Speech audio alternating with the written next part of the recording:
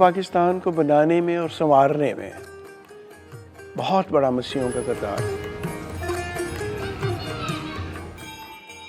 جو معاشرے کا مائنڈ سیٹ ہے اسے تبدیل کرنے کی ضرورت ہے۔ ہم دیکھتے ہیں کہ کس طرح انتہا پسندی اور ایکسٹریمزم پاکستان میں دن بہ دن بڑھتے جا رہے ہیں۔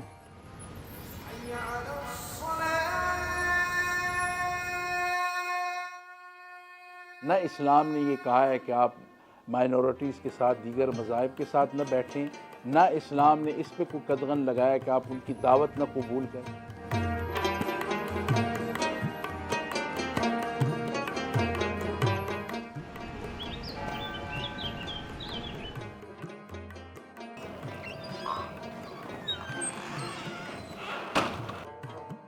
ایک ٹیچر پہ الزام لگایا گیا اور اس کو زبردستی کہا گیا کہ جس نے بلاسفیمی کی ہے۔ ایک خاص گروپ تو ہے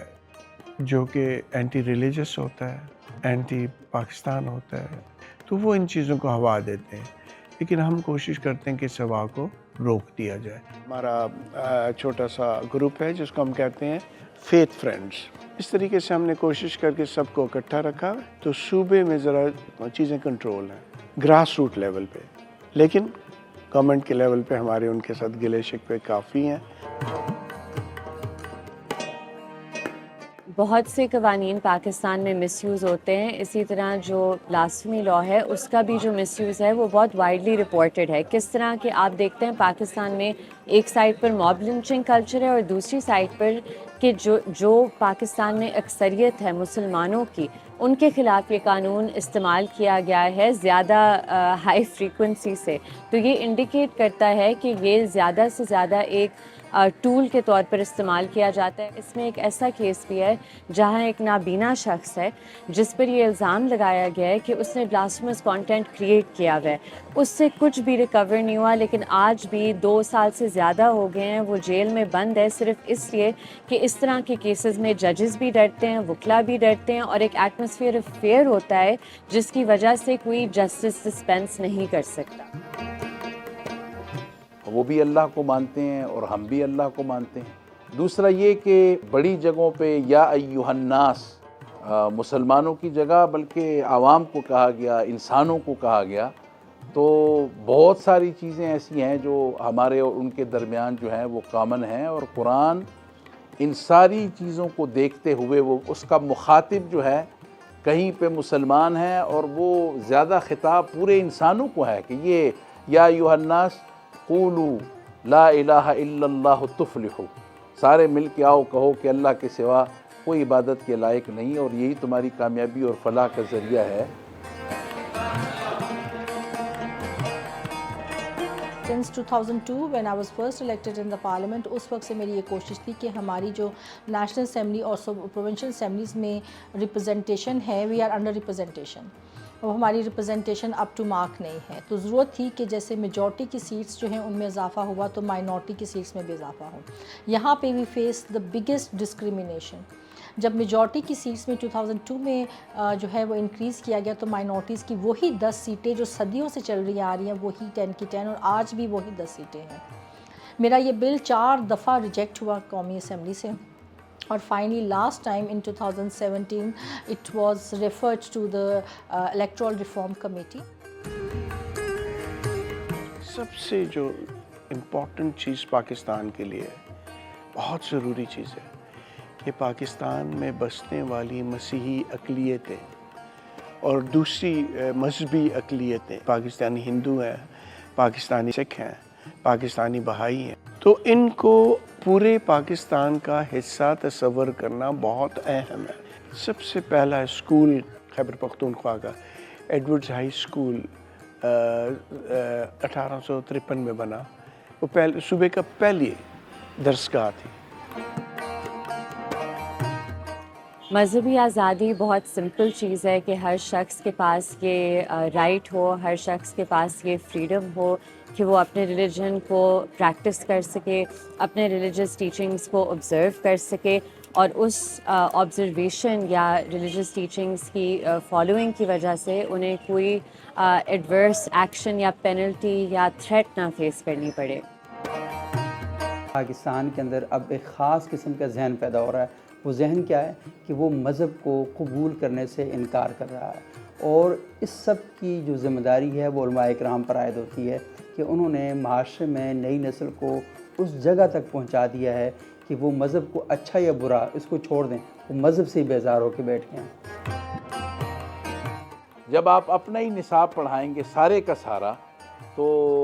دیگر مذاہب اگر یہ محسوس کرے کہ ہمارے لیے تو اس میں سیکھنے کا کچھ نہیں ہے، تو یہ ایک سنگین مسئلہ ہے۔ جو مذہب کے لوگ ہیں، جو پڑھانے والے ہیں، جو پریچر ہیں، وہ سارے ہماری سب کی مشترکہ ذمہ داریاں ہیں کہ ہم اپنے لوگوں کو جدید علوم سے روشناس کرائیں، بقائے باہمی کی اہمیت کا بتائیں، انسانیت کی خدمت کا بتائیں، انسانی حقوق کا، خواتین کا، اور خصوصاً دہشت گردی جس نے ہمارے ملکوں کا حلیہ بگاڑ دیا ہے، اس کے متعلق آگاہی، ریاست کے حقوق کیا ہیں، وہ خاص کر جو بھی کسی مذہب کا پڑھانے والا امام مولوی ہے ان کے لیے یہ ضروری ہے۔ اور کوئی بھی ایسا معاشرہ کہ جہاں پر فیئر جسٹس نہ ہو وہ زیادہ دیر تک قائم نہیں رہ سکتا۔ آئی پی پی فوب کے ہی سلسلے میں جب ہم نے اوسلو میں یہ ہم نے کیا تھا، فورم بنایا، ہم نے وہ چارٹر سائن کیا ڈیموکریسی کا، اور انکلوسیو ڈیموکریسی اور فریڈم آف ریلیجن اور بلیف کا، یہ تھا کہ zero tolerance of persecution in the name of religion. یہ ہمارا پہلا جو پنچ لائن یا ٹیگ لائن تھی اس گروپ کی،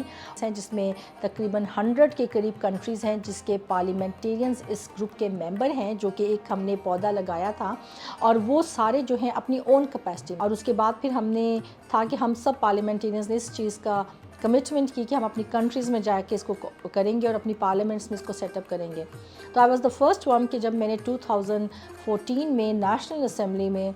پہلی دفعہ all parties parliamentarians group for the freedom of religion اور بلیف کی تشکیل دی، and more than 40 parliamentarians consented to be part of that. میری شناخت کو ایز پاکستانی مسیحی ایکسیپٹ کیا جائے۔ اب ایک مسیحی آج کے زمانے میں چیف جسٹس نہیں بن سکتا، آرمی کا چیف نہیں بن سکتا، پریزیڈنٹ اور وہ پرائم منسٹر تو بہت دور کی باتیں ہیں۔ تو پھر میرا ملک ہے، میں نے اسے بنایا، میں نے اسے سنوارا ہے، میرا بھی حق ہونا چاہیے۔ جو فورس استعمال کرتے ہیں، جو دھمکاتے ہیں، چاہے وہ ججز کو دھمکائے یا حکومت کو دھمکائے، ان کے خلاف کبھی کوئی ایکشن نہیں لیا جاتا۔ تو یہ جو ایک سوسائٹل مائنڈ سیٹ ہے ایکسٹریمزم کا اور امپیونٹی فار ایکسٹریمزم کا، جب تک ہم اپنے آپ کو چینج نہیں کریں گے، کوئی قوانین یا پریسیڈنٹ اس مائنڈ سیٹ کی ریپلیسمنٹ یا سبسٹیٹیوٹ نہیں ہے۔ جو ان لاز کا غلط استعمال کرتا ہے، جو انہیں مس یوز کرتا ہے، ان چیزوں کی فری اینڈ فیئر تحقیقات ہونی چاہیے، ایک انڈیپینڈنٹ کمیشن کو اس کی تحقیقات کرنی چاہیے، تاکہ ایک پریسیڈنٹ سیٹ ہو کہ غلط استعمال بھی اتنا ہی جرم ہے جتنا بلاسفیمی اٹ سیلف ہے۔ میڈیا کا پازیٹیو رول بھی رہا اور نیگیٹو بھی رہا۔ یہ جو علماء آپس میں اکٹھے نہیں بیٹھتے تھے، تو پاکستانی میڈیا نے ان کو اکٹھے بٹھانا شروع کر دیے، اور لوگوں کی جو مسائل تھے پاکستان میں، جو مارجنائز کمیونٹیز ہیں، مائنارٹیز ہیں، تو ان کے ایشوز آج سے 20-25 سال پہلے آپ کو پتہ ہے کہ کبھی ہائی لائٹ نہیں ہوتے تھے، لیکن اب وہ ہائی لائٹ ہونا شروع ہو گئے اور ان کے مسائل حل بھی ہونا شروع ہو گئے۔ اب سوسائٹی اتنی اسٹرانگ ہو گئی ہے کہ وہ کھڑے ہو کے رزسٹ کرتی ہے۔ لیکن جہاں پر نیگیٹو رول ہے کہ پاکستان کے اندر بہت سی کمیونٹیز ایسی ہیں کہ جن پر میڈیا خوف کی وجہ سے بات نہیں کرتا، وہ اپنے ان ہاؤس کو کہتا ہے کہ یہ بڑی زیادتی ہو رہی ہے، اس کو اس بات کی پریشانی اور پشیمانی بھی ہے کہ ہمیں یہ والی بات کرنی چاہیے، ہم نہیں کر پا رہے، لیکن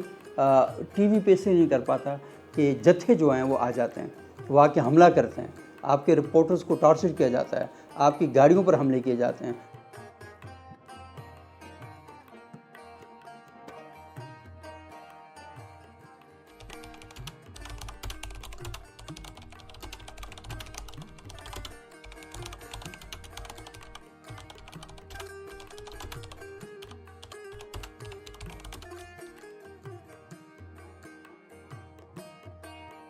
ایک ایسے پاکستان کا تصور کرتا ہوں جہاں پر احترام انسانیت، نسل، مذہب اور صنف سے بالاتر ہو کے تمام مذاہب کو مکمل آزادی حاصل ہو۔ I envision a Pakistan where power is used to protect the vulnerable. جہاں پہ تمام مذاہب کی عورتوں کو ایک انسان تصور کریں، ہر مرد، عورت اور متجنس ایک دوسرے کے ساتھ محبت رکھے، امن کا گہوارہ ہو، مل کر اپنے وطن کو مضبوط بنا سکیں۔ پاکستان زندہ باد۔